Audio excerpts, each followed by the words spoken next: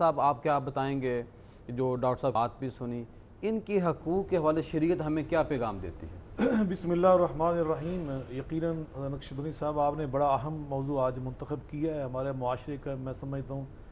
یہ حقیقتاً ایک انتہائی سلگتا ہوا ٹاپک ہے، موضوع ہے، اور یہ خواجہ سرا ایک پسماندہ پسا ہوا طبقہ ہے۔ میں سمجھتا ہوں ڈاکٹر صاحب نے بڑی خوبصورت بات کی ہے کہ اگر ہم اسلام کے نقطہ نظر سے دیکھیں، حضور رحمۃ اللہ عالمین صلی اللہ علیہ وآلہ وسلم جو ساری کائنات کے لیے رحمت اور شفقت کا پیغام لے کر تشریف لائے،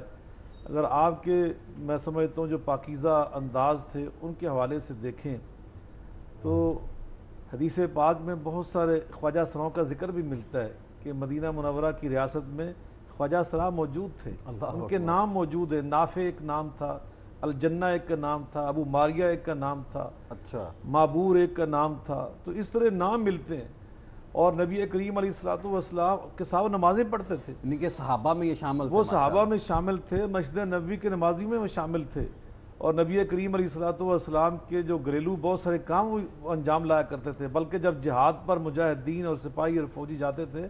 تو وہ بھی خدمت کے لیے، کھانا پکانے کے لیے، اس طرح برتن صاف کرنے کے لیے وہ ساتھ ہوتے تھے۔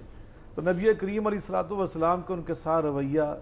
وہی تھا جس کے بارے میں اللہ قرآن پاک میں ارشاد فرما رہے ہیں، لَقَدْ جَاءَكُمْ رَسُولٌ مِّنْ أَنفُسِكُمْ عَزِيزٌ عَلَيْهِ مَا عَنِتُّمْ حَرِيصٌ عَلَيْكُمْ بِالْمُؤْمِنِينَ رَءُوفٌ رَحِيمٌ۔ آپ انتہائی رؤوف الرحیم، خلق عظیم کے مالک، میٹھی زبان کے ساتھ ان کے ساتھ معاملہ فرماتے تھے۔ تو یقیناً میں سمجھتا ہوں بحیثیت انسان، پھر بحیثیت مسلمان، ان کا ہمارے اوپر بہت بڑا حق ہے، ہم ان کا احترام کریں۔ سورہ الحجرات میں اللہ تعالیٰ ارشاد فرماتے ہیں، ابھی جو ڈاکٹر صاحب فرما رہے تھے آپ کے سوال کے تناظر میں، کہ ان کا مذاق اڑانا، آوازیں کسنا، اللہ نے قرآن پاک میں ہمیں اس سے منع کیا ہے۔ گروہ کو معمولی نہ سمجھو، اس کی توہین نہ کرو، یہ تکبر ہوتا ہے، نام نہ بگاڑو۔ نبی کریم علیہ الصلوۃ والسلام نے ایک موقع پر تکبر کی بڑی مذمت کی تو صحابہ کرام نے حیران ہو کر عرض کیا، اللہ کے رسول اللہ، ہر بندہ یہ چاہتا ہے یکون ثوب حسنا، اس کے کپڑے بہت خوبصورت ہوں، اس کا جوتا بہت اچھا ہو۔ آقا علیہ السلام فرماتے ہیں ان اللہ جمیل یحب الجمال، اور کیا تم سمجھتے ہو اللہ تو خود جمیل ہے، جمال کو، خوبصورتی کو پسند کرتا ہے۔ تکبر اسے نہیں کہتے، تکبر کہتے ہیں بطر الحق وغمت الناس، حق کو ٹھکرانا اور اللہ کے بندوں کو حقیر سمجھنا۔ یہ اللہ کے بندے ہیں، وَلَقَدْ كَرَّمْنَا بَنِي آدَمَ وَحَمَلْنَاهُمْ فِي الْبَرِّ وَالْبَحْرِ، یہ بنی آدم ہے، اور اللہ فرماتے ہیں جو بنی آدم ہے میں قسم اٹھا کے کہہ رہا ہوں، وَالتِّينِ وَالزَّيْتُونِ وَطُورِ سِينِينَ وَهَذَا الْبَلَدِ الْأَمِينِ لَقَدْ خَلَقْنَا الْإِنسَانَ فِي أَحْسَنِ تَقْوِيمٍ، ہم نے انہیں انتہائی خوبصورت بنایا، احسن تقویم میں ہم نے ان کو بنایا۔ لیکن دیکھیں اللہ بعض اوقات اپنے بندوں کی آزمائش کرتا ہے، کئی بندے بازو کے اعتبار سے کمزور ہوتے ہیں، بعض بندے اس کی دو آنکھیں نہیں ہوتی، ایک آنکھ ہوتی ہے، بعض کی دونوں آنکھیں نہیں ہوتی۔ اللہ کے فیصلے ہیں، یہ اللہ تعالیٰ کی حکمتیں ہیں، اس میں اللہ تعالیٰ کے راز پوشیدہ ہیں۔ تو اسی طرح اللہ تعالیٰ بعض بندوں کے حوالے سے بھی وہ آزمائش میں ڈال دیتا ہے، تو اس آزمائش کا مطلب ہرگز نہیں ہے ہم ان کو حقیر سمجھیں اور ان کے انسان ہیں، اللہ کی مخلوق ہیں، وہ انسان بھی ہیں، بعض اوقات بڑے اچھے مسلمان ہیں۔ میں نے مدینہ منورہ میں جب خود زیر تعلیم تھا، وہاں اللہ کی قسم نقشبندی صاحب میں نے ایسے خواجہ سرا دیکھے ہیں جو اللہ کے ولی ہیں، اللہ مسجد نبوی کی خدمت پہ اللہ نے ان کو لگایا ہوا ہے۔ میں نے اپنی آنکھوں سے ان بزرگوں کو دیکھا ہے جو خواجہ سرا کی جو صفائی کرتے ہیں وہ خواجہ سرا ہے، تو ان کو پورا ایک دفتر وہاں پہ بنا کے دیا گیا۔ تو یہ نہیں مطلب کہ خواجہ سرا مطلب ہوتا ناچنے والا، گانے والا اور اس طرح کے برے کام کرنے والا، نہیں، اللہ کے بہت بڑے بڑے پاک باز لوگ وہ خواجہ سرا ہیں، موجود ہیں، آج دنیا میں موجود ہیں۔ علامہ صاحب آپ نے مفتی صاحب کی باتوں کو سنا، کیا آپ فرمائیں گے؟ ساتھ یہ بھی بتائیے کہ یہ جو جاب ہیں یہ کن کن محکموں میں کر سکتے ہیں، کیسے کر سکتے ہیں، اور ان کے شناختی کارڈ ابھی تک بنے نہیں۔ میں آپ کو یہ بھی بتاؤں، ہم نے 5-6 سال پہلے کام شروع کیا تو ان کے شناختی کارڈ بننے شروع ہوئے۔ آپ مزید کیا فرمائیں گے؟ دیکھیں خواجہ سرا یقیناً ایک اس کے اندر بحیثیت تخلیق، بحیثیت جسمانی اوصاف کی ایک نقص یا ایک عیب موجود ہے، تو کیا کسی دوسرے عیب کی بنا پر ہم شناختی کارڈ کو روکتے ہیں؟ اللہ پاسپورٹ نہیں بننے دیتے، نبینوں کے پاسپورٹ نہیں ہیں، جو لگڑے لولے ہمارے اپاہج لوگ اس معاشرے میں رہتے ہیں ان کے شناختی کارڈ نہیں بنتے، یہ کیسی زیادتی ہے؟ کیا بے انصافی لیکن ہے۔ اس میں نا سب سے جو بڑا مسئلہ ہے نا وہ والدین، جی یعنی کہ اسے یہ خود نہیں پتہ ہوتا کہ میں کس کا بیٹا ہوں، کس کی بیٹی ہوں، جی تو والدین ان کا اندراج ہی نہیں کراتے۔ یہ بہت زیادتی ہے، اور میں سمجھتا ہوں یہ بڑی کم علمی کی بات ہے۔ دیکھیں قرآن مجید فرقان حمید میں اللہ تعالیٰ نے کا ذکر فرمایا، اللہ تعالیٰ قرآن فرماتے ہیں وَلَا يُبْدِينَ زِينَتَهُنَّ إِلَّا لِبَعُولَتِهِنَّ أَوْ آبَائِهِنَّ، آگے جا کے فرمایا اب التابعین غیر اولی الاربا۔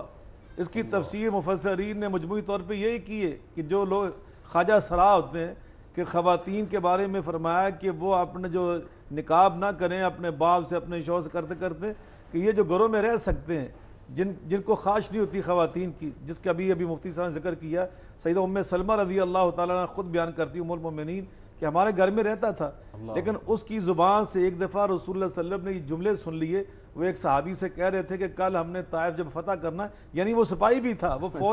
فوج کے اندر شامل تھا، کہتا ہے کہ جو غیلان کی بیٹی ہے نا، انا تقبل باربع و تدبر بثمان، جب وہ آتی ہے تو اس کے جسم میں اتنے بل پڑتے جب جاتی، تو آقا علیہ الصلوۃ والسلام کو بڑی غیرت، رسول اللہ صلی اللہ علیہ وسلم سے زیادہ حیا والا کون ہے؟ آقا علیہ الصلوۃ والسلام کو اس کی یہ بات بڑی ناپسند گزری، تو آپ نے بطور سزا اس کو مدینہ سے باہر نکال دیا، مدینہ بدر کر دیا کہ تمہیں یہ زیب نہیں دیتا تھا تو میری تربیت میں رہ کر اس لیے، یعنی تو گویا نبی پاک صلی اللہ علیہ وسلم نے مدینہ کی ریاست میں ان کو شامل کیا۔ آپ جاب کی بات کرتے ہیں، وہ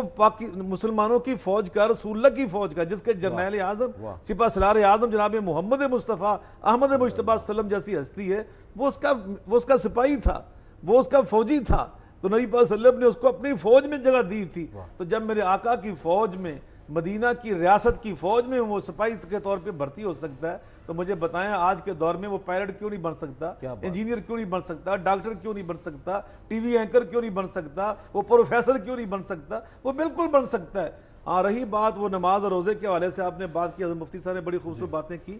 دیکھیں مفتی صاحب نے جو بات کی ہے، آپ ہمارا اسلامی لٹریچر اٹھا کے دیکھیں، نقشبندی صاحب کتنی بحث اس پہ کی ہمارے فقہاء کرام نے، مجتہدین اعظام نے، حد کر دی اللہ کی قسم، دنیا کے کسی مذہب کے لٹریچر میں یہ چیز ہی موجود نہیں ہے کہ جس قدر وضاحت کے ساتھ، تفصیل کے ساتھ، تشریح کے ساتھ، میں کہتا ہوں جلدوں پہ جلدیں لکھ دی ہمارے اسلاف کرام نے، اللہ قبر کو نور سے منور فرمایا کہ مخنثین کے، خواجہ سراؤں کے کیا حقوق ہے اسلام کے اندر،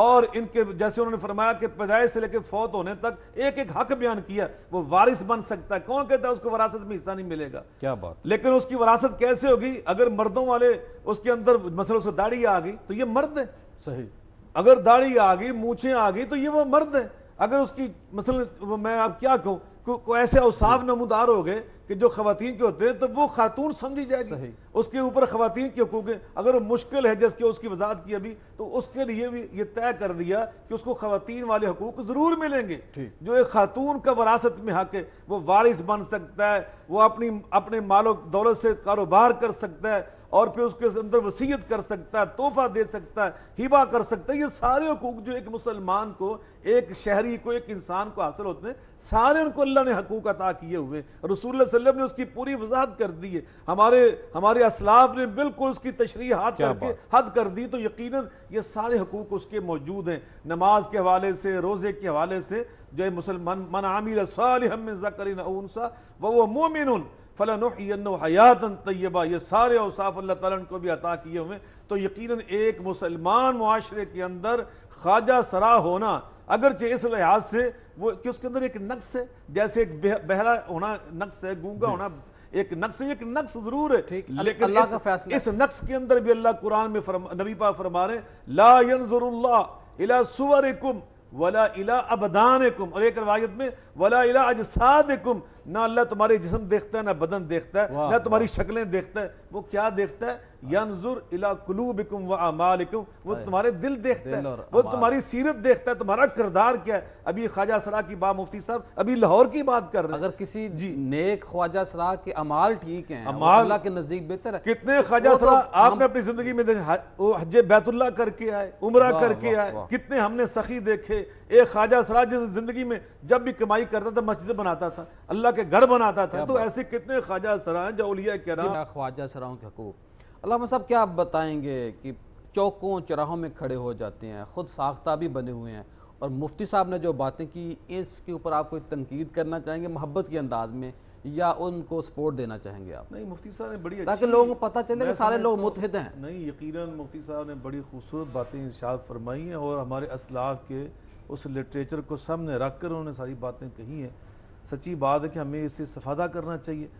جہاں تک تعلق ہے خود ساختہ خواجہ سراؤں کا، اس کے بارے میں آج سے 1400 سال پہلے حضور نبی کریم رؤوف الرحیم صلی اللہ علیہ وسلم جیسی ہستی نے ہمیں کیا پیغام دیا۔ آپ فرماتے ہیں لعن رسول اللہ صلی اللہ علیہ وآلہ وسلم المتشبہین من الرجال بالنساء والمتشبہات من النساء بالرجال۔ جو مرد ہو کر عورت بننے کی کوشش کرتا ہے نا، اللہ کی اس پہ لعنت اور پھٹکار ہے، اور جو عورت ہو کر مردوں جیسی شکل بنانے کی کوشش کرتی ہے، اللہ کی اس پہ لعنت اور پھٹکار ہے۔ یہ جو خود ساختہ خواجہ سرائیں ان پہ تو اللہ کی لعنت ہے، یہ تو لعنتی اور ملعون لوگ ہیں۔ اور جہاں تک تعلق ہے ان کا اس طرح کھڑے ہو کر وہ گناہ کی دعوت دینا، یقین جانیں اسلامی معاشرے میں اس کی ذرا بھی گنجائش نہیں ہے۔ حضرت لوط علیہ السلام کی قوم کا جو واقعہ اللہ نے قرآن مجید فرقان حمید میں بیان فرمایا، وہ کس لیے بیان کیا؟ وہ قصہ کہانی نہیں ہے۔ وَكُلًّا نَقُصُّ عَلَيْكَ مِنْ أَنْبَاءِ الرُّسُلِ مَا نُثَبِّتُ بِهِ فُؤَادَكَ وَجَاءَكَ فِي هَذِهِ الْحَقُّ وَمَوْعِظَةٌ وَذِكْرَىٰ لِلْمُؤْمِنِينَ۔ اصول زندگی ہمیں سکھائیں کہ تم بھی ایک ایسی حرکتوں میں نہ مبتلا ہو جانا، وگرنہ جو ان کو اللہ نے سزا دی وہی سزا تمہاری ہے۔ ان کی سزا کیا تھی؟ اللہ نے وہ پوری جو روئے زمین تھی نا، اتنی ناپسند کی کہ اتنی گندگی اور غلاظت اس روئے زمین کے اوپر انہیں پھیلائی کہ اللہ نے وہ ساری کی ساری اٹھا کر اوپر لے جا کر الٹی کر کے پھینکی، اور پھر اس کے اوپر امطرنا علیہا حجارۃ من السماء۔ اس پہ اکتفا نہیں کیا، اللہ کو اتنا غضب اور اتنا غصہ ان پہ آیا کہ اللہ نے آسمان سے ان پر پتھروں کی بارش کی، اتنا اللہ ان سے ناراض ہوا۔ تو یقیناً یہ جو نعوذ باللہ اس انداز کی برائیاں ہیں، اس کی اسلام میں ذرا بھی گنجائش نہیں۔ اسلام تو حیا کا دین ہے، غیرت کا دین ہے۔ اور یہاں ایک اور بات بھی کہنا چاہتا ہوں، یہ جو خواجہ سرا ہیں، ان کی حرمت، ان کی ناموس، ان کی عزت اسلام کی نگاہ میں اسی طرح محترم ہے جس طرح ایک عام مسلمان کی، عام انسان کی، عام کسی چاہے غیر مسلم ہی کیوں نہ ہو، کوئی ہماری خاتون ہے، جس طرح اس کی عزت، حرمت، ناموس اللہ۔ اس لیے خواجہ سراؤں کا ریپ کرنا اور ان کی عزت کو پامال کرنا یہ کسی طور پر بھی اسلام میں جائز نہیں ہے، یہ انتہائی برا عمل ہے، اور یہ اتنا ناپسندیدہ ہے کہ نبی پاک صلی اللہ علیہ وسلم فرماتے ہیں اقتلوا الفاعل والمفعول به۔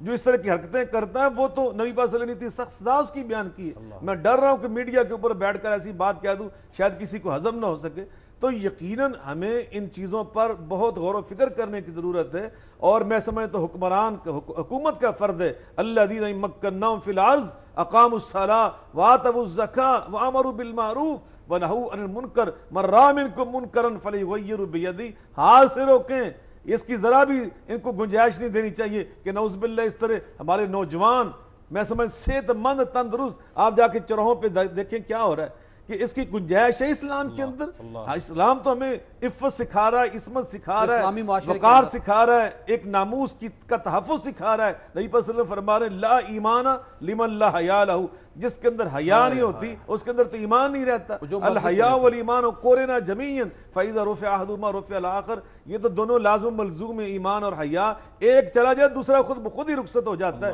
آپ مجھے یہ بتائیں کہ مرد ہو کر اس طرح کے لباس پہننا اور اس طرح کا وہ زیب و زینت کا اختیار کر کے نعوذ باللہ گناہ کی طرف راغب ہو جانا، یہ حیا ہے، یہ غیرت ہے، یہ تو ایمان کے منافی چیز ہے۔ اس کی ذرا اسلام میں گنجائش نہیں۔ البتہ یہ بے روزگار لوگ ہیں، بے روزگاری کی بنا پر نبی پاک صلی اللہ علیہ وسلم فرمایا کاد الفقر ان یکون کفرا، فقیری، غربت، افلاس اور بے روزگاری بعض اوقات انسان کو خواجہ سرا تو خواجہ سرا کافر بنا دیتا ہے۔ تو یقیناً یہ بے روزگاری ان کو دھکیلا نوجوانوں کو، یہ ہماری حکومت کا فرض ہوتا ہے، ریاست کا فرض ہوتا ہے، اسٹیٹ کا فرض ہوتا ہے، معاشرے کا فرض ہوتا ہے، وہ آگے بڑھ کر ان لوگوں کا ہاتھ پکڑیں، ان کو سیدھا راستہ دکھائیں، اور ان کو سچی بات اللہ کے ولی بنائیں، ان کو کام کاج پہ لگائیں، اور ان کو روزگار مہیا کریں، ان کو عزت دیں، ان کو شناختی کارڈ دیں۔ کیوں نہیں دیا جا رہا شناختی کارڈ؟ ان کو پاسپورٹ دیں، ان کو ملازمت دیں، اور ان کو